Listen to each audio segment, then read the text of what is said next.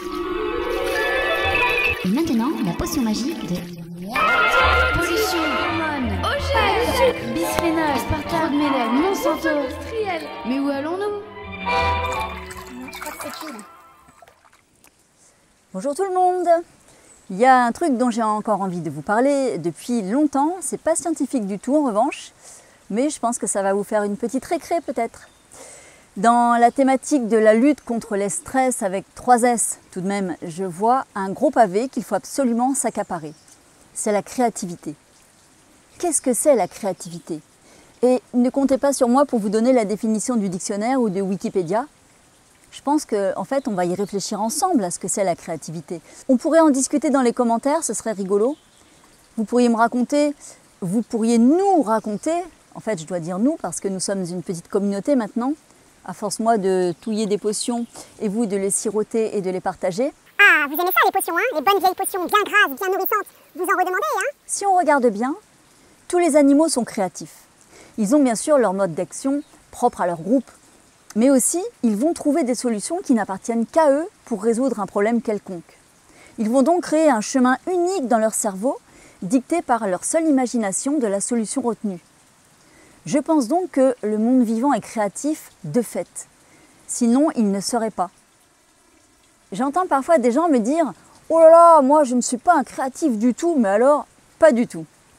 En fait, ça me choque d'entendre ça. Immédiatement, je vois les grands Vélux qu'on a en haut dans le cerveau, vous savez, ceux qui donnent vers le ciel, les étoiles, ceux qui nous permettent de nous sauver quand nos pieds sont trop enfoncés dans la terre. Enfin, pour ceux qui ont la chance, évidemment, d'avoir encore accès à la terre, sans béton, sans bitume, sans carrelage, sans faux gazon. Oh là là, quel rabat-joie! Tout le monde possède ces grandes fenêtres, les fenêtres de l'imaginaire, celles qui donnent accès à nos modes de décision personnels, indépendants du qu'en dira-t-on, celles qui donnent accès aux solutions que vous seuls trouverez, élaborerez, inventerez et qui vous feront plaisir. Oui, ça vous donne un immense plaisir, ça, de réfléchir, de fabriquer, d'innover selon votre libre arbitre. Une vraie passerelle vers la liberté, c'est Lucarne. Inventer, imaginer.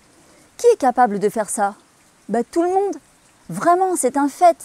C'est une réalité tangible, palpable. Qui pense qu'il n'est pas capable? Là, je touche du doigt le pépin universel. Nous sommes nombreux et nombreuses à penser n'être pas capables d'imaginer ou d'inventer. Moi, la première. D'autant que tout nous pousse à faire les mêmes choses que nos voisins. On achète nos oignons d'où? D'où? Des Cévennes, voyons. À la foire aux oignons d'où? D'où? Je viens de dire des Cévennes, voyons. On réfléchit à l'écologie durant les journées des écolieux. On arrête de fumer au mois de novembre, on reprend en décembre. Tous ensemble, tous. On pense à certaines maladies tel ou tel jour du mois, de l'année. Bref, j'arrête là le défilé des preuves de la perversion de nos instincts grégaires.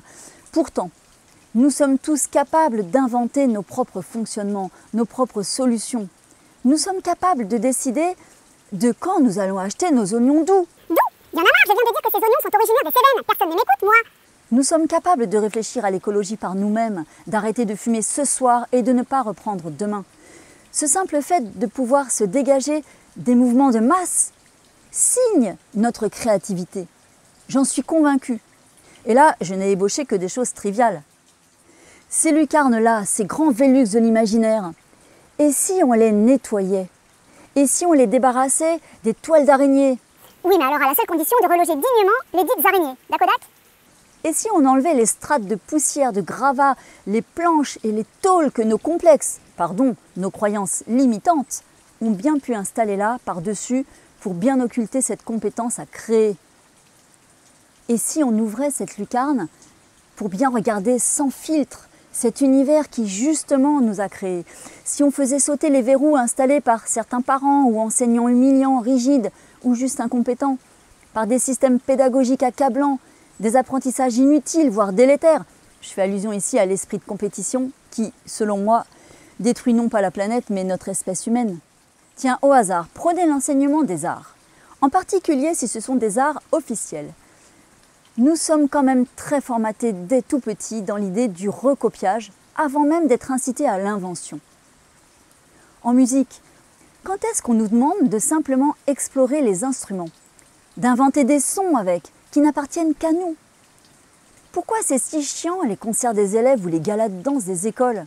Non, soyons francs, Tout simplement parce qu'on voit nos marmots essayer de singer la bien-pensance artistique sous le diktat des écoles d'art. Et en général, c'est foireux. Alors oui, bien sûr, c'est génial, car un élève sur 100 deviendra le petit Mozart que l'école attendait, que la société espérait. Mais est-ce qu'on se pose la question de ce que deviennent les 999 autres? Ils ont trimé comme des oufs pour bien exécuter leur morceau. Écoutez les mots, exécuter un morceau. Ils étaient parfaits à recopier sur leurs instruments l'invention d'un autre, et pourtant, pas de place pour eux sur le podium. Combien vont continuer leur art au-delà de quelques années?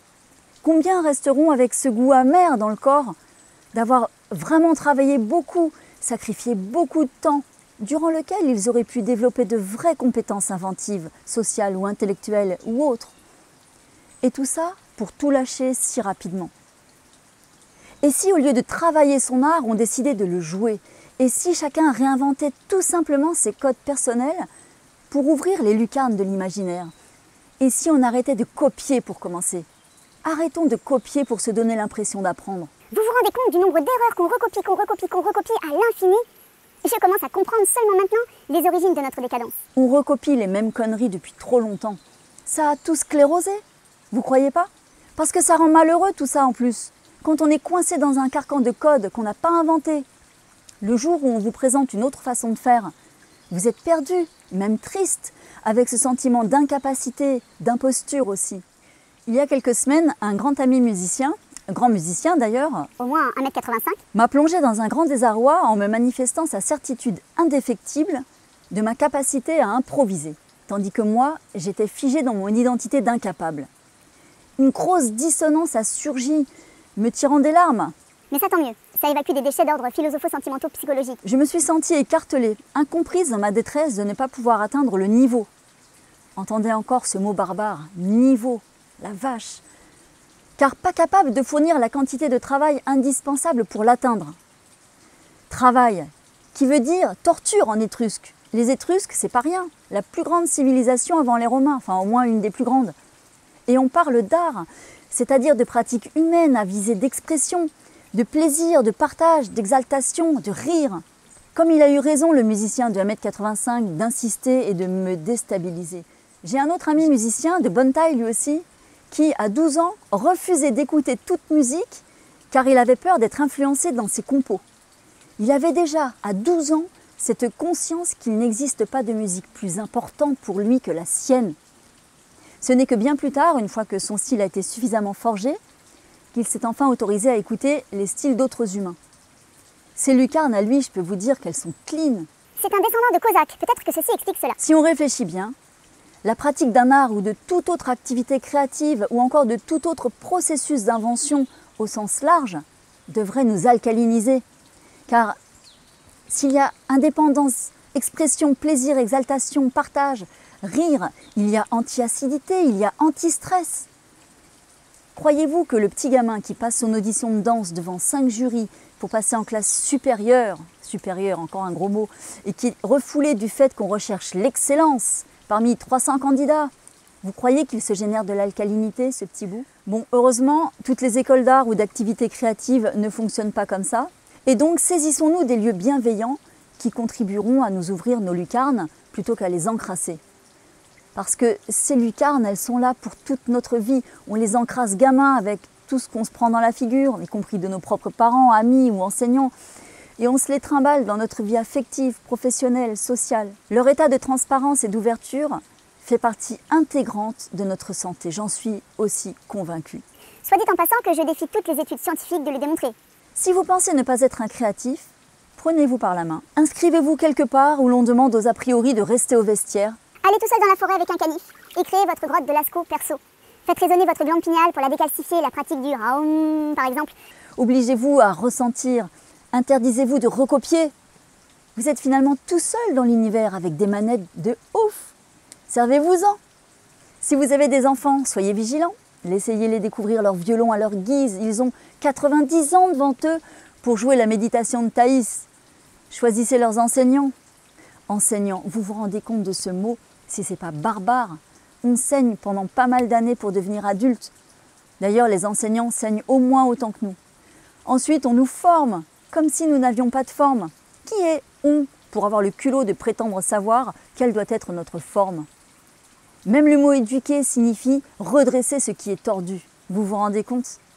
On vit là-dedans, on vit dans ces codes. Et si on revoyait tous ensemble ce film divin de Colin Serrault, La Belle Verte?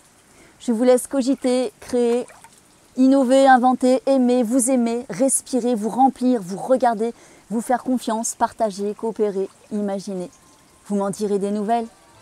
Je vais commencer pour lancer le mouvement. Je publierai un de ces quatre, ma première cacophonie fantastique. J'attends vos frasques à vous sur la page Facebook des potions par exemple, ça serait très drôle.